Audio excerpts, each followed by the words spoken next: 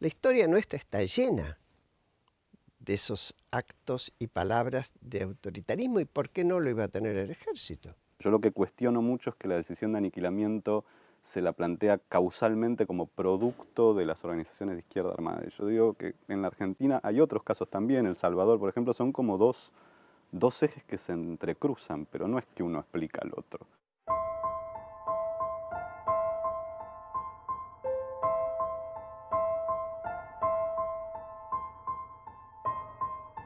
Pero uno le costaba escuchar la propuesta de Alfonsín porque no la creíamos, porque nadie pensaba que el justicialismo pudiera perder.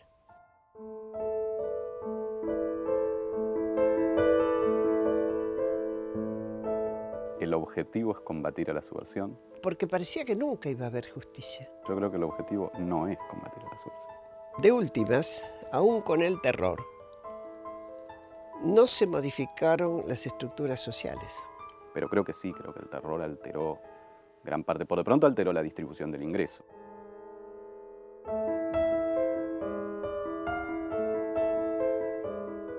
Lo que construyó la dictadura fueron las condiciones de posibilidad de ese proyecto. Y ahí es donde meto el terror. Ese proyecto no era viable sin la desarticulación de las redes sindicales, de las redes barriales, del conjunto de delegados, militantes políticos, no necesariamente de la izquierda armada.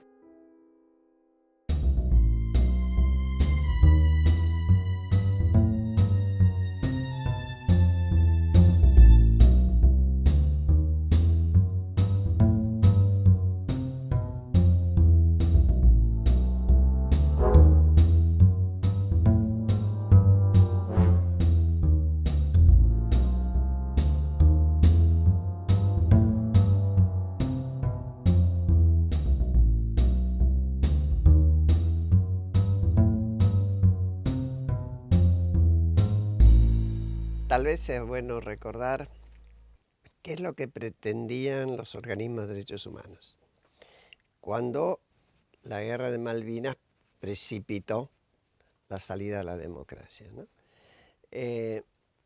Había una cuestión, yo escribiendo un libro sobre el tema me di cuenta, porque empecé a buscar, por qué nosotros reclamábamos una bicameral y pretendíamos, decíamos, ¿para obtener qué? Para obtener una condena política y social, pero no jurídica. No, vos decís que no. En el Y no, momento en los organismos no estaba como elemento. no, porque parecía que nunca iba a haber justicia. En cambio, porque te digo, yo me fui a los documentos, ¿no? A todos los documentos. No se creía que fuera a haber justicia. ¿Pero y por qué?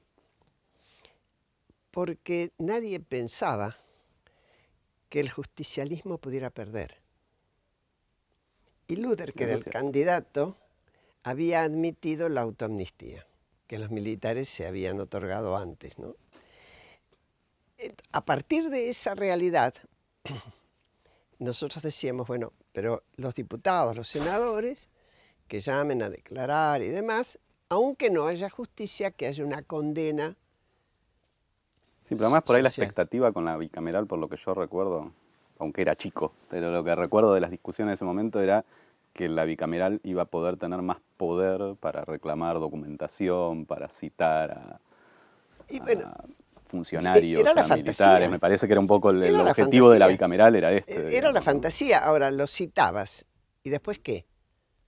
Porque no iba a haber justicia, porque estaban amnistiados. Claro, lo que pasa es que esa discusión como que atravesó a los dos partidos, ¿no? Porque yo recuerdo claramente lo de Luder, pero a su vez Vittel, me acuerdo que había planteado su desacuerdo con la postura, que era el candidato a vicepresidente, y casi al revés en el radicalismo, ¿no? O sea, la firme postura de Alfonsín y por otro lado Trócoli diciendo... Trócoli y otros, claro, que no estaban tan... Bueno, pero bueno, era claro que los dos presidentes... Desde ya. Ahora, al mismo tiempo, vos decís eso, es cierto, Vittel fue el que mejor acompañó, incluso su declaración cuando vino la Comisión Interamericana de Derechos Humanos fue una de las más enérgicas. Pero como quiera que sea, los que eran cabeza de partido se habían puesto en dos situaciones distintas, pero uno le costaba escuchar la propuesta de Alfonsín porque no la creíamos. en general, Pero ¿no? eso es un dato por ahí hasta generacional, te diría, porque yo le creía, nosotros le creíamos Claro, en los centros de estudiantes pero está secundarios, bien, digamos, ¿no? pero Pero es cierto lo que sí, la expectativa de que fuera a ganar, bueno, era es que si limitada, vos digamos. pensás la lucha de los organismos de derechos humanos, sobre todo los testimoniales, aquellos que agrupaban exclusivamente a La familiares, familia. ¿m? No había, en la mayor parte de ellos, no había experiencia previa política, salvo también, tal vez en la comisión de familiares, que había algunos que ya que tenían experiencia, los padres política. Y todo había sido un trabajo de aprendizaje, pero de mucha desconfianza, mucha desconfianza. Entonces pensar que a lo mejor podíamos conseguir justicia, es más, había sectores más duros como el de Eve, que decía la justicia no sirve para nada. Y no faltó quien dijera por ahí tribunales populares, que por supuesto inmediatamente le taparon la boca, porque era lógico, ¿no? Porque el dolor, el enojo eran muy No, pero fuertes, además ¿no? todavía me parece que era muy hegemónico, que en algunos países lo sigue siendo, esta idea de la justicia es un instrumento de la burguesía, digamos, entonces no es algo que podamos utilizar, digamos, ¿no? Algo que creo que en Argentina tuvo más riqueza, porque me parece que se pudo ir más allá de esa mirada Se más pudo, dogmática, entender las contradicciones de la justicia, ¿no? así es, y además todo fue como muy sorpresivo que fuera ocurriendo. Iba ocurriendo y vos tenías que entender que iba ocurriendo. La primera sorpresa es que aquello que todo el mundo descontaba, que los peronistas no podían perder, pierden. Y Alfonsín, que creo que había percibido él y su entorno más íntimo, que la sociedad había dicho basta a los golpes militares, no podía repetir lo que se venía repitiendo siempre. Porque del 30 al 76 hubo 6 golpes. Y siempre que se salió a la democracia fue con amnistía. Es decir, era una tradición en la Argentina.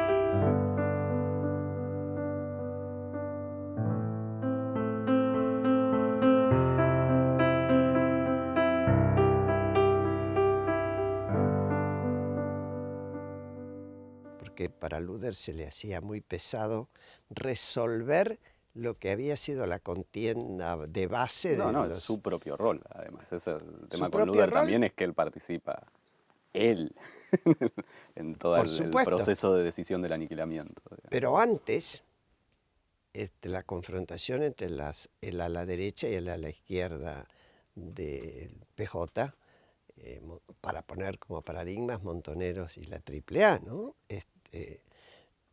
Ya estando todavía con vida. Pero vos sabés, Daniel, que quien primero usó la palabra aniquilamiento y los vamos a perseguir uno por uno fue Perón.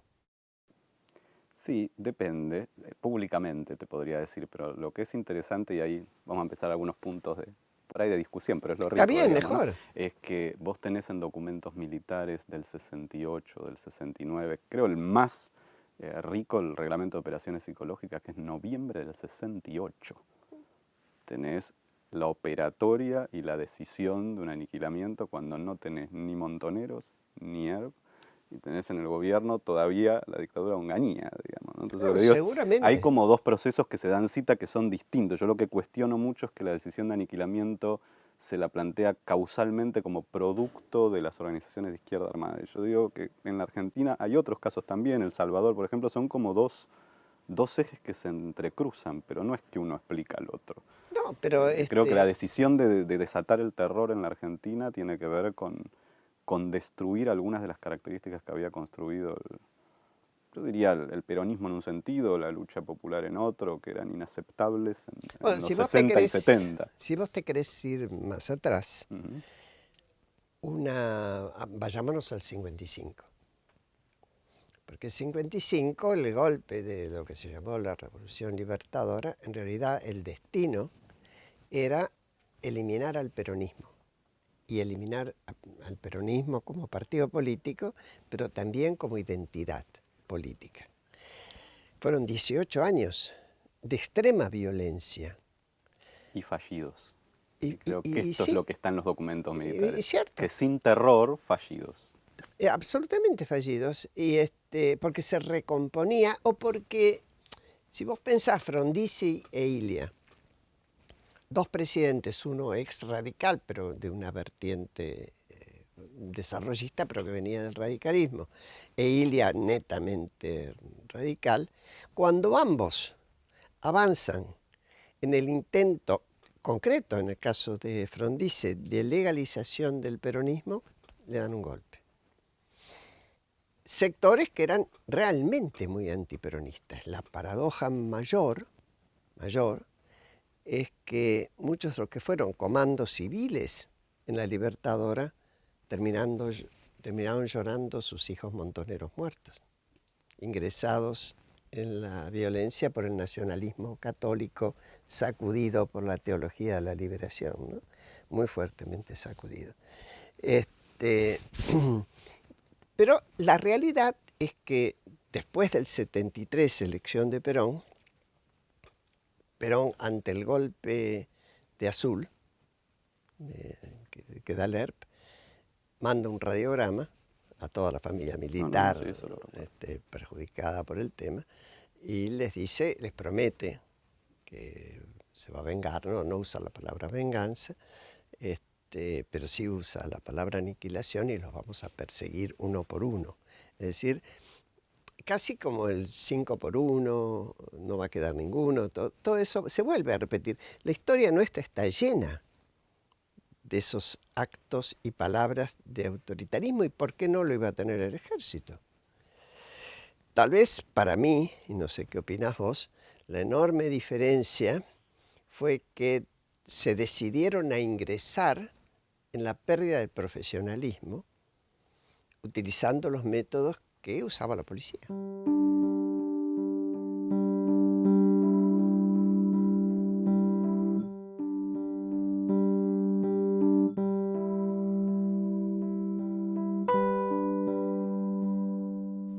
Yo creo que no, definirlo como pérdida de profesionalismo me parece que es quizás naif, ¿sí? Yo diría que hay otra lógica que es lo que está detrás de la doctrina de seguridad nacional, que es precisamente convertir a las Fuerzas Armadas latinoamericanas en fuerzas de ocupación de su propio territorio, desempeñando funciones policiales, que esto es lo que está en toda su formación, en sus manuales, que es ejercer de otro modo el poder armado. Me parece que tiene que ver con esto, ¿no? Sí. Que por supuesto que se vincula a otra formación, por eso requirió todo el momento paralegal y paramilitar, porque justamente hay que transformar todo lo que es el entrenamiento y la formación de una fuerza armada, de una fuerza de defensa del territorio nacional a una fuerza de ocupación de su propio territorio. Así es, y que garantizara la defensa de las fronteras ideológicas. Ahora, eso, para las Fuerzas Armadas argentinas, que tenían tradición de profesionalismo y demás, significaba ceder una parte de la conducta y tomar otra. Tanto que Numa Laplane no acepta, y hay quienes ven venir y dicen, no, yo de acá no me salgo, de esta línea no me salgo. Y otros que aceptan. Si vos leíste el libro de Reato en la entrevista larga que le hizo a Videla en Campo de Mayo, Videla en un momento dice, la verdad es que nosotros cometimos un error, y es haber asumido el poder, porque para combatir a la subversión teníamos todas las herramientas que nos daba la ley. Y es verdad, es cierto. Ahora, la pregunta inmediata es, bueno, ¿y por qué? Pero todo lo que yo te decía, Graciela, porque la pregunta es, ¿el objetivo es combatir a la subversión?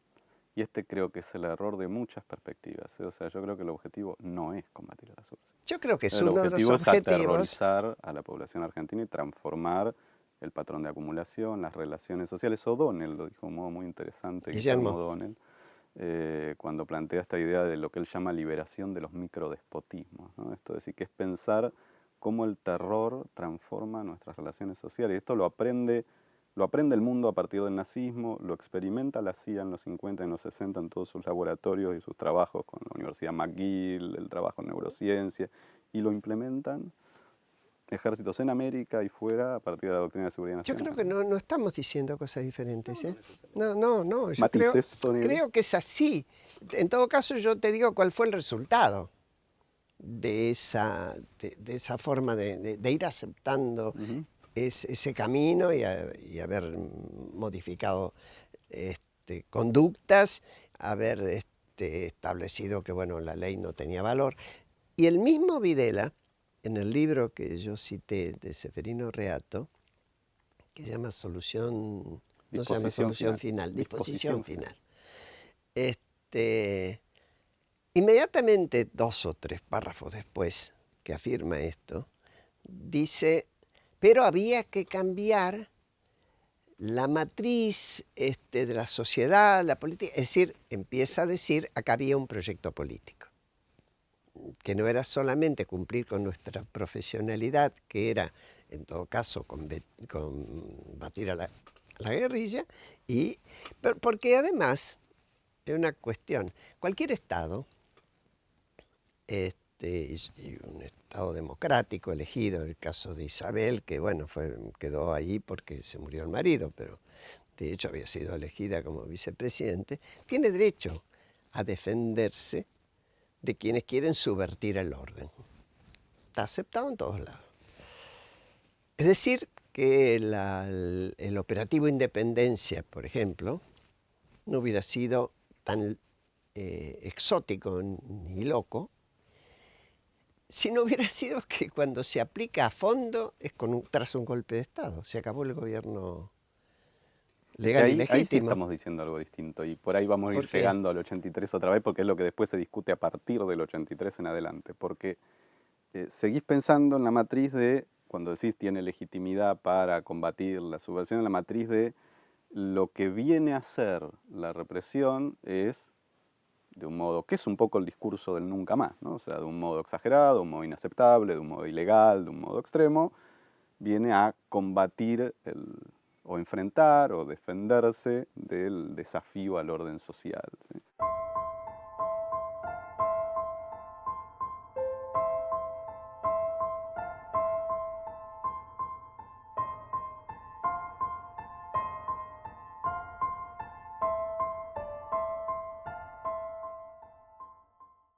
Me parece, yo la llamo esa postura defensiva, digo, en el sentido que vienen a defender algo, después podemos entrar en los matices de qué exactamente es lo que vienen a defender. Y mi percepción, leyendo muchos documentos militares y pensando en un contexto regional, es que no, es que el objetivo que está definido desde los manuales militares, desde la forma de intervención, desde cómo se estructuran las Fuerzas Armadas, es a venir a transformar desde el proyecto que vos mismo citabas, el proyecto de reorganización nacional, el proyecto nacional que elabora Díaz Besón en el Ministerio de Planificación, vienen a transformar la estructura de relaciones sociales en la Argentina. Y esto está mucho más allá de si hay o no hay organizaciones armadas de izquierda. Hay que transformarlo a partir del terror, porque es esto que sí planteábamos, ahí sí juntos, de la experiencia fallida del golpe del 55. O sea, que decir, se intenta transformarlo, porque yo diría 2 experiencias fallidas. No funciona el golpe del 55 y tampoco funciona el GAN. Digamos, o sea, tampoco funciona el 73 en el sentido de decir, cada decisión que van tomando cuando no va de la mano de la implementación del terror radicaliza la sociedad en lugar de lograr lo que se buscaba, que era la eliminación de esas formas de relaciones sociales que yo diría, en algún punto uno dice, consolidó el peronismo, pero tampoco diría que las inventó el peronismo. Me parece que es toda una historia argentina de larga construcción, digamos, ¿no? Pero que el peronismo sin duda la consolida, lo que O'Donnell llama la dignidad popular, ¿no? Esta cosa sí, pero se consolida además, porque no hay que olvidarse que el Partido Peronista, que al principio se llamó laborista, etcétera, tiene su origen en un militar y tiene una estructura verticalista, etcétera, y una visión que le imprimen con sus pros y sus contras, con sus cosas buenas y sus cosas malas. Yo, vos sabés que no siento la gran diferencia, a menos que yo no te entienda, porque de últimas, aún con el terror, no se modificaron las estructuras sociales. Yo ahí creo que sí. Yo creo que no. Que después la sociedad argentina logró resistir, y ahí por ahí volvemos al 83 y al movimiento de derechos humanos, creo que fue central en esa resistencia. Pero creo que sí, creo que el terror alteró gran parte, por de pronto alteró la distribución del ingreso. No, o sea, no fue el terror. Sí, fue muy fuerte. Yo no creo. Decisiones que solo, no es que fue el terror, decisiones que solo fueron posibles a partir del terror. Vos sabés que no, hay una visión muy conspirativa de la historia, que yo alguna vez avalé, y que tenía su fundamentación teórica en el librito de Basualdo Cabisse y Appiazu, que es muy bueno y da muchos datos, de que en realidad la escuela de Chicago, al igual que en Chile primero, vino y eliminó el keynesianismo, lo sustituyó con la doctrina imperante y lograron los militares instalar un modelo económico. No es verdad. Hubo muchísimas tensiones adentro, Massera por lo pronto, que era uno de los que tenía capacidad política para oponerse. De hecho, fue el primer castigado, porque Massera fue preso no por los crímenes, después sí, por los crímenes de terrorismo de Estado, sino por haber matado a Branca. Exacto. Pero los metieron presos los militares, ¿no? Pero era porque era una tensión política ahí adentro. Y la política económica de Martínez de Hoz no se hizo con la solidez que ellos creían que se iba a poder hacer. Hubo muchas tensiones, muchas variantes. Hubo tensiones, pero hubo un proyecto. Pero te introduciría un matiz, proyecto Graciela, en lo que vos decís, la visión conspirativa, porque creo que hay algo que no se entiende y que sí puede volverla en conspirativa, que es, no es cierto que la dictadura logró desarrollar el modelo económico que se propuso, que diría que fue desarrollado a fondo realmente en los 90. Así es. Pero lo que construyó la dictadura fueron las condiciones de posibilidad de ese proyecto. Y ahí es donde meto el terror. Ese proyecto no era viable sin la desarticulación de las redes sindicales, de las redes barriales, del conjunto de delegados, militantes políticos, no necesariamente de la izquierda armada, también de la izquierda armada, que fueron asesinados en todo ese periodo. Digo, sin esas redes sociales es como se hace viable esa transformación económica. Empieza en la dictadura, instala algunos elementos, otros no, pero esto Cabisse, Basualdo y Appiazu lo toman en cuenta y dicen, bueno, algunas líneas, otras no logran desarrollarse. Martínez II logra una cantidad de objetivos y si uno toma la estructura económica argentina, la verdad que la transformación de los 90 es mucho más fuerte que la dictatorial. Muchísimo más pero fuerte. Porque la dictadura construyó esas condiciones de posibilidad. Entonces yo diría, cuando vos decías no fue exitosa, yo diría sí, en algún punto lo fue, porque construyó esas condiciones. Con el alfonsinismo hay como una cosa extraña de un ida y vuelta. Yo no creo que fuera exitosa. Y te digo, entre otros, Rodolfo Walsh, cuando hace su carta de advertencia al interior de Montoneros, él era el operativo de inteligencia más importante, no la carta a Videla, sino cuando envía a Montoneros lo que él creía que había que hacer, él marca el reflujo de la sociedad. La sociedad donde, sobre todo Montoneros, tenía mucha instalación, había permeado mucho, cuando Montoneros retoma la lucha armada, habiendo votado la gente a Perón por el 62%, es decir, que todo aquello lucha y vuelve, después yo, la verdad, lo que sigue es, no me importa lo que votaste. Y esto me lo han contado, yo hice entrevistas con muchos, cómo de golpe iban a un barrio, golpeaban una puerta, no le contestaba a nadie. Iban a la siguiente y tampoco, y ahí se daban cuenta, bueno, ya no somos bienvenidos. Para mí, la sociedad se replegó. De hecho, los militares levantaron la cúpula de todos los sindicatos, que siempre van a estar tradicionalmente con el poder. Prácticamente, salvo el caso de René Salamanca, del propio Tosco, que bueno, no lo mataron, pero era perseguido y demás, y de algunos delegados de los astilleros Mesina y demás, que cuando Montoneros se retiró, se negaron a poner plata para que la gente abandonara sus casas que ya estaban quemadas. Salvo eso, el resto de lo que fue el sindicalismo quedó. Y la tradición sindical y del trabajo sindical quedó. Lo que cambió brutalmente, y ahí también está en el libro de estos muchachos, era la construcción de los grupos de poder, que es lo que no entendió Alfonsín al principio. Cuando Alfonsín asumió, no se dio cuenta cómo había variado la formación de la transnacionalización de grupos nacionales del poder económico. Eso sí, pero eso venía por el cambio de los 70 en todos lados.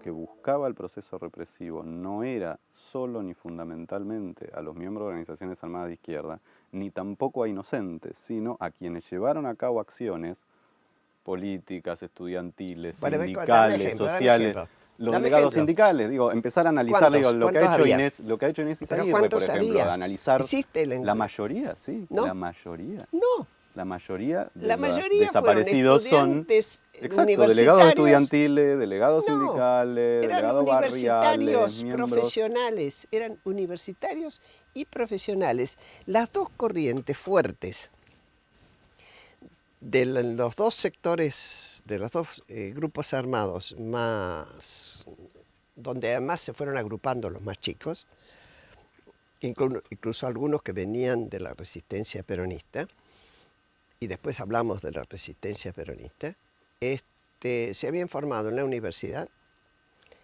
venían de los colegios religiosos, los de origen de raíz nacionalista católica, que eran montoneros y otros que terminaron siendo montoneros, y en el caso del ERP, de lo que era la nueva izquierda, los que se iban decepcionados del Partido Comunista, muy marcados por la Revolución Cubana.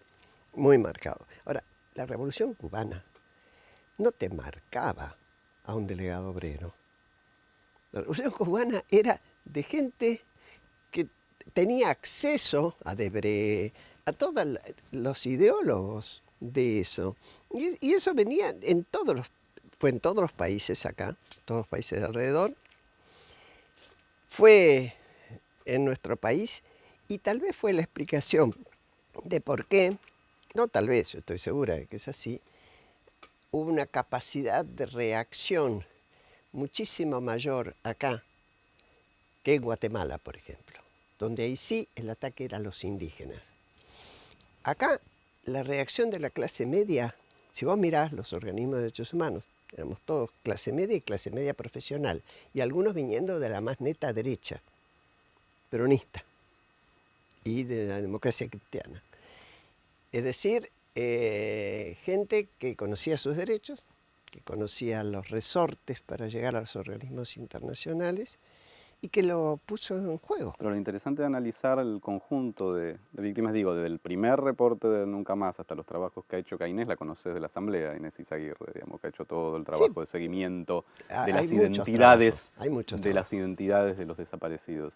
Lo interesante es que justamente es la articulación entre esos sectores medios, que coincido contigo, en realidad son en gran parte o en muchos sectores quienes reaccionan con justamente toda la estructuración de sectores. Por eso digo, no solo sindicales, si hubiera sido así, Daniel hubiera sindicales. quedado. Yo te puedo decir, la resistencia peronista, que fue la primera que apareció en sus orígenes, la que empezó poniendo caños y después armó las Fuerzas Armadas Peronistas, la FAP, que cuando Perón llega, un sector trabaja con Perón y el otro después se va también con Montoneros. Y todos ellos no los podían ver a Montoneros. De hecho, la AAA se arma con los sindicalistas de derecha, que siempre habían detestado la preeminencia de Montoneros, que vos que estás los entran a pensando, perseguir. Graciela, en los sindicalistas, los que dirigen los sindicatos nacionales. Sí, Yo te estoy hablando de todos los te delegados dije, de base de pero, infinidad de lugares que son de los que que eran representan. De izquierda, pero en general, sí, todos que ellos se habían eran hecho de izquierda, pero de distintas formas de la izquierda o no, o tenían simpatías, pero no eran parte o de la tenían que estructura. ver con descamisados. Sí, con muchísimos grupos Tenían políticos. que ver con el ERP en sus distintas Podían ser de variables, de base, como ser parecía en Constitución, en Villa Constitución y todo esto, donde justamente Lorenzo Miguel manda el ataque a Villa Constitución, Piccinini, su mujer desaparecida y todo, estaban cercanos al ERP. Pero eran, en comparación con lo que era la masa obrera y las conducciones obreras, eran sectores minúsculos, y no quedó esa tradición hasta el día de hoy. Ahí es donde no lo compartimos, ¿no? E incluso Y tampoco interesante quedó ver, en otros Graciela, países. cómo se dan las matanzas por periodos, porque el otro trabajo interesante en ese sentido es ver los asesinados por la AAA en el 73-76, ¿sí? Que son exactamente los cuadros de articulación, podríamos decir, entre esas organizaciones de izquierda y el movimiento obrero y el No movimiento todos. barrial. La No enorme todos. mayoría de las víctimas es el trabajo que hace Marín, que es relevar uno por uno los casos y tratar de entender su identidad. Entonces lo que digo es, vos estás muy centrada en la cuestión de, sigo insistiendo, en No, este mi discurso de experiencia la personal. violencia, de que No, viene espera. a Yo revertir estoy... la violencia antiestatal. Y yo digo, no, el No, proyecto es Daniel, otro, ese es el argumento, pero bueno, no es el proyecto. Daniel, es posible que no nos pongamos de acuerdo. Probablemente. La visión es Bueno, no está mal. distinta.